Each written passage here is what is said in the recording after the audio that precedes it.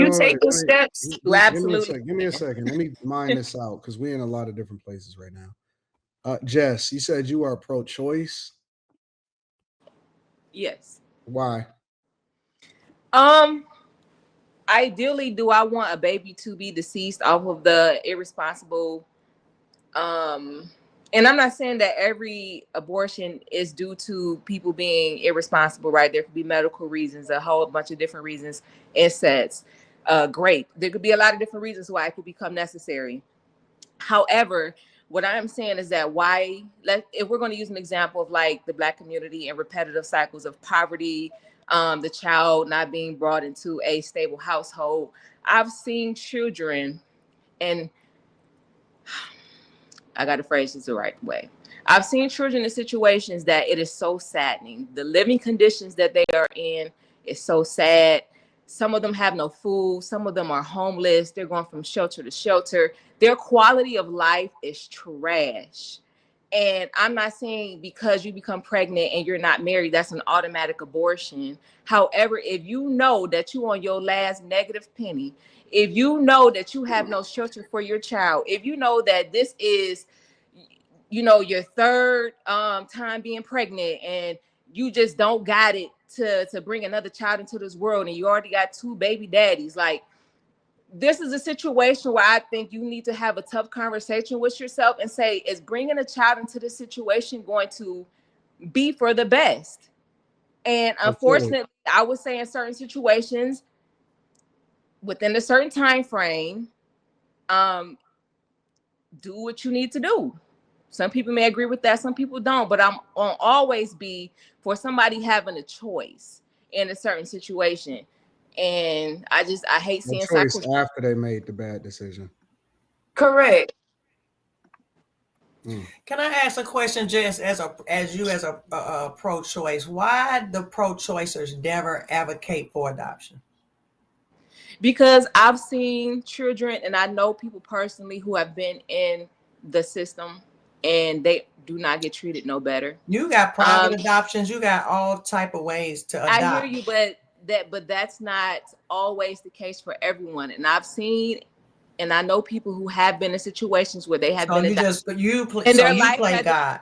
They've been in group homes. They've also not had any food. They've also been victims of SA. Like their living situation also has not been good. And some of those children have grown up to be wonderful, amazing adults. I'm not negating what you cannot. That's no. You're not. I'm not negating what you're saying. And their adoption is a choice. However, in certain situations, that still does not create an ideal or better situation than what the child was going to be in anyway. Then death.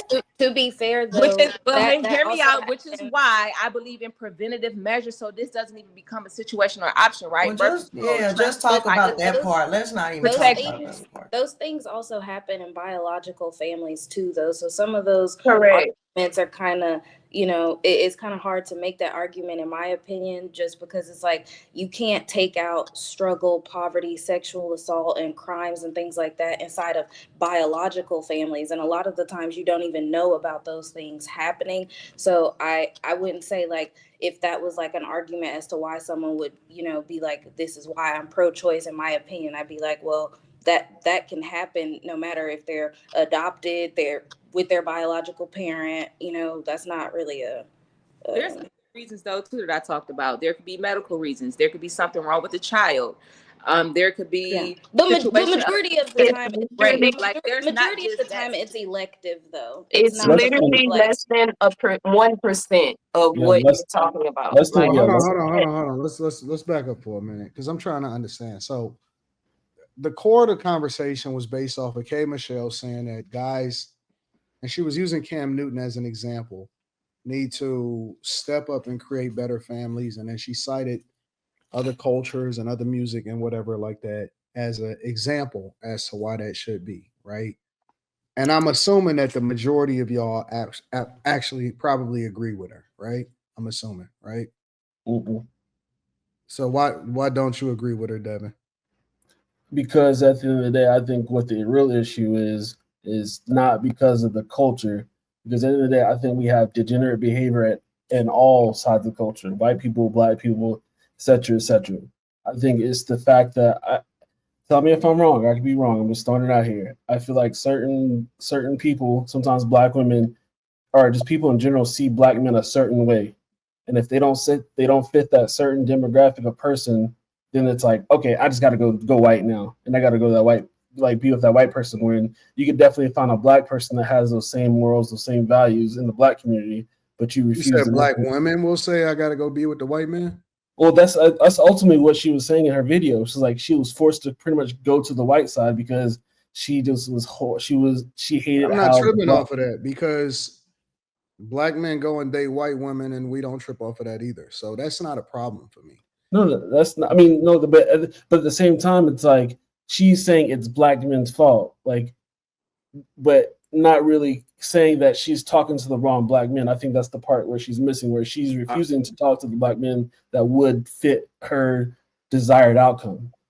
Yeah, I know, but that's not the question that I was going to pose, right? Can I say this? Can I say I feel like she's wrong in the fact that it's not the black man, because how can and I feel like it's simple. How can a black man make a family to a woman that has multiple baby daddies? Most times you have a woman that has multiple baby daddies. So you want me, because I'm your last baby daddy, to be the good father and make us a family. It's kind of hard when you have other kids that are not biologically mine to then stabilize, a good family or whatever the case may be. So there's more women pregnant and having kids than there are men making kids.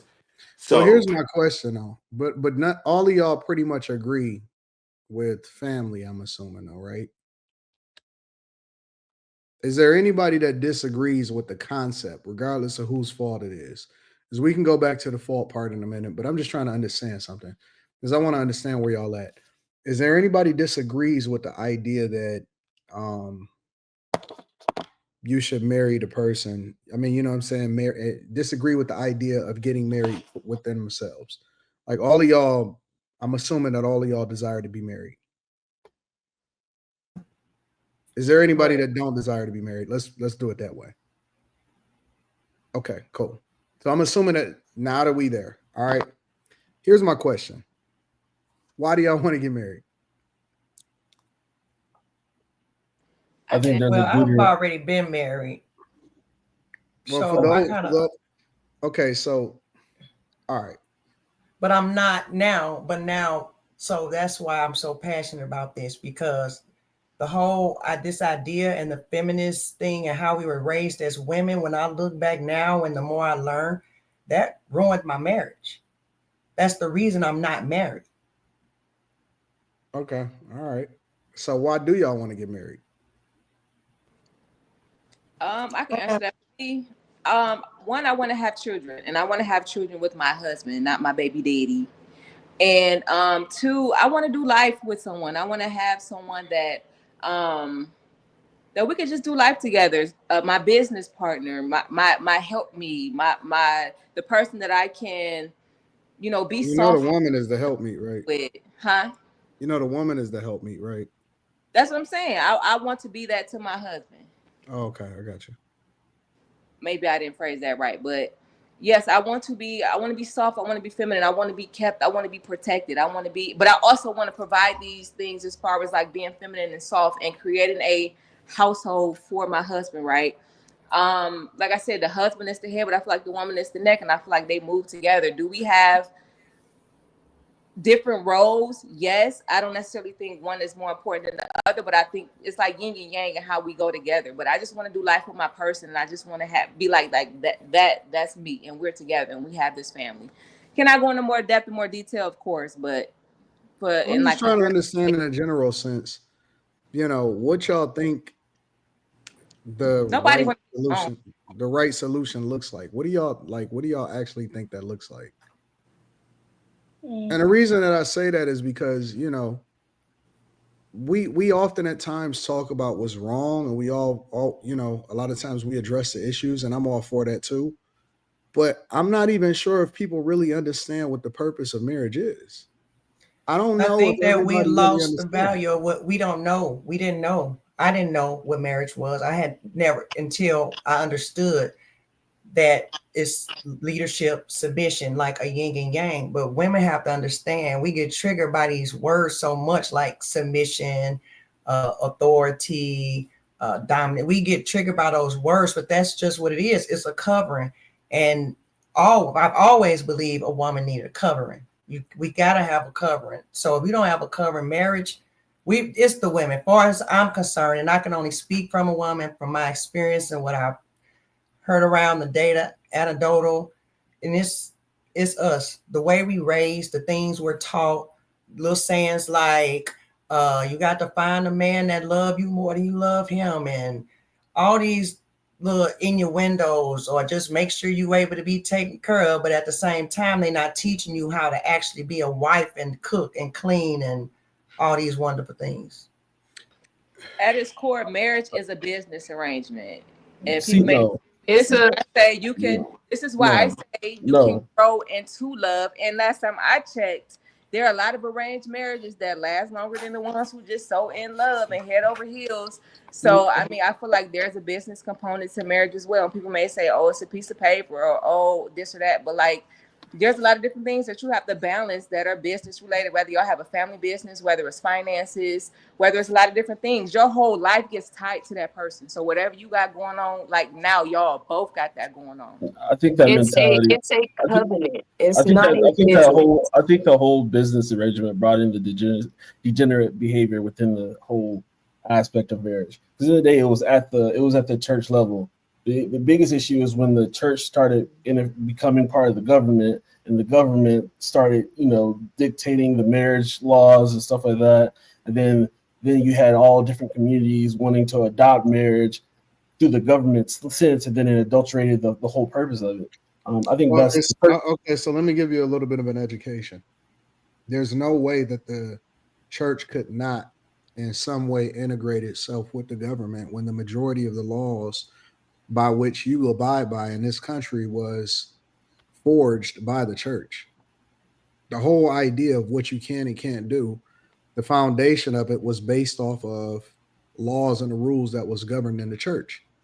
I agree with you. I 100% agree with you. So how can't they, when you also have to factor in that some of the ways in which we evaluate if a person is able to get a pension, or if you can carry over somebody else if they pass away, or if you in a hospital and a person is able to pull a plug, or whether or not this person takes priority over this person, you had to have that structure, which is largely based off of marriage in the church. I mean, but that being said, it's like you have that structure, but then also the issue is now that I 100% agree with what you're saying, but I think the issue comes in is when all the the stuff that isn't biblical starts getting implemented into it. Right. At the end of the day, just like it. I think we lose the idea of companionship. I think we lose the idea of like procreation, like the whole family structure, and I think ultimately, and then also the degeneracy part of it. It's just like wait, you're jumping around. Like what other parts? What do you mean? You said there's other parts. Oh yeah, that's what I was going into. Is like I was just naming a whole list of stuff, and especially like the sexual intimacy part. Slow down. Take your time. Yeah. Go ahead. Yeah, no, just like the sexual part where it's like, just stop that part of it, where we have these rules and regulations of how, we go into sex, but it like that laid out how sex was supposed to be handled. How was it supposed to be handled in the word in the Bible? I mean, when it comes to like adultery, and then just who. But that don't have anything to do with sexuality. That has everything to do with structure, as far as you coveting another man's wife and stuff. Adultery. Do you know what adultery is? I'm gonna say no. So why would you say that if you don't know what it is then? I mean, I feel like I know what it is. I mean, but I'm sure you're. So what do you think it is? What do you think it is? I'm not trying to be contentious about it. I'm just like, we're not arguing. What do you think adultery is? I think without looking it up. What? Without looking it up. What do you think adultery is? Ultimately, I feel like adultery is just pretty much sleeping outside, having sex outside of the covenant of your marriage. That's called fornication. Adultery is sleeping with another man's wife. Okay. So what do you disagree with about as far as adultery? And the church's role in making sure that that doesn't happen in the greater society, especially when you're married. So that one more time. What don't you agree with? You said that the church added other things which play a role in what happens in society. Why don't you agree with the church saying that you shouldn't be an adulterer and sleeping with another man's wife? I mean, no, I agree with that should be a rule. Like, I agree with that. I'm not use that as an example, though. No, I was listing things off for the purpose of marriage, is like to stop that from happening. Correct. You don't want that to happen if a person gets married, right? Correct. So why would you mention it as one of the things that's an issue? That the church I don't think it's an issue. I think that's what the purpose of marriage is. But I feel like my other point that I said before that was a lot of these other things that are degenerate, that's not, what the church says is being pushed in and okay under the marriage aspect of life. Interesting. I don't think that most people want to be married. And if they do, I don't think that most people want to be married for the right reasons. I think that marriage today and popular culture, especially amongst women, is the equivalent of getting a big ring. It's a status symbol. I think that a lot of times they do it for validation. They do it for other women. I don't think that most people are in it for the right reasons, which is one of the reasons why it's so difficult for people to get married, to find the right person, and to stay married. I don't think it really matters. I think it's when you listen to K. Michelle, she's putting the onus on men, right? The problem with that is that it also takes two people to be successfully married, and then the second thing is that you gotta remove the incentives for women to breaking up their families. If you're not going to look at it holistically and change family court laws, if you're not going to look at it holistically and start to address women, single mother households, if you're and address them raising the men that they're saying that they need expectations from in order to get married. K. Michelle is not married. You know what I'm saying? She stated in that interview that she, knew men in her family and her father and all of this stuff. So why didn't it leap onto you? Why does she choose a career of visibility and singing and BBLs and all of this stuff instead of choosing a strong family household like she's saying that she's advocating for men to do? Because you can't choose the basketball player and you can't choose the football player and you can't choose the rapper and entertainer and you can't live the life and then cry on a podcast saying, oh man, men really need to step it up and pick it up. Pick up what? You know what I'm saying? Like it doesn't make sense to me. The responsibility that they're putting on men to then pick up the pieces for women that are broken. I don't think that we should pick up women that are broken. I think that we should leave them broken and step over them. I'm not going to ever advocate for a man to go and be one with something that's broken. You can't be one with something that's broken. I think that most of these women out here are broken. They are absolutely destroyed. They don't even know they right from they left. They hoping, they wishing, they looking for a savior. They not looking for no man to marry them. They looking for a guy to save them. That's the honest to God truth. I honestly, in my heart, after listening and talking to and having conversations with and seeing what's happening in these streets, I believe that women are looking for a savior. They're not looking for a husband. And maybe they conflate the two, but it doesn't make sense to me. So let me ask you this, and a business partner. Like, no, you can't partner. How is it a partnership with me if I'm the one that really generates all of the revenue and take care of you? I don't need. Exactly. You're the covering. You're the glory that the woman receives, like the covering that it says in Corinthians. But it's like just why would I cover something that's broken? Correct. I don't want to protect. Listen, I don't want to protect. And then men are more willing. Women are not willing. They're not as willing as men are. Men want the families. They want to be able to see their children. They want to have all of this cultivated, but are just not willing, and they're not allowing it. And they have so many expectations that they can't even meet, and they're upset about meeting.